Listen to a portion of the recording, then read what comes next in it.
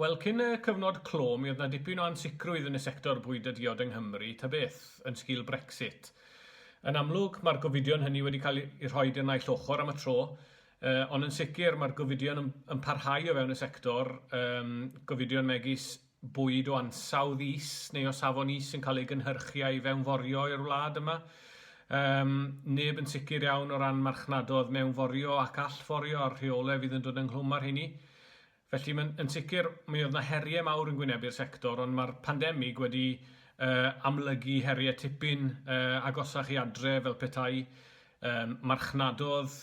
gwasanaeth bwyd, athletic-arwch ac yn y blaen yn cael dros nos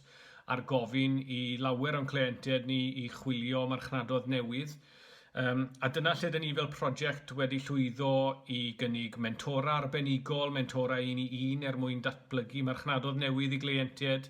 Dyn ni wedi rhedeg cyfres o webinarau yn edrych ar watnwch busnes, gwerthu ar-lein, ffotograffiaeth ar-lein, cynnwys ar eich cyfryngau cymdeithasol chi ac yn y blaen, mwyn sicrhau bod y platfform gorau i gyd gan y cleient i werthu,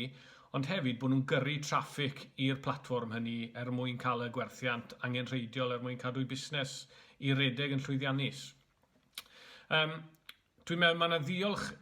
diffiant gen i'r tîm Cywain am yr holl waith caled maen nhw wedi wneud yn ystod y cyfnod clo yma.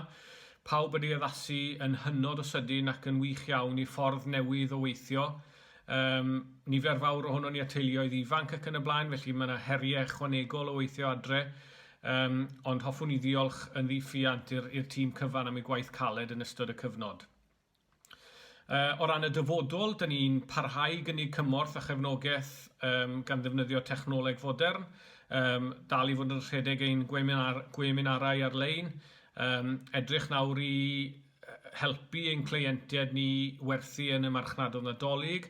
a chael cymorth penodol ar gyfer gwahanol ddigwyddiadau rhithiol sydd yn digwydd, gwyliau bwyd rhithiol dyn ni wedi bod yn ei cefnogi,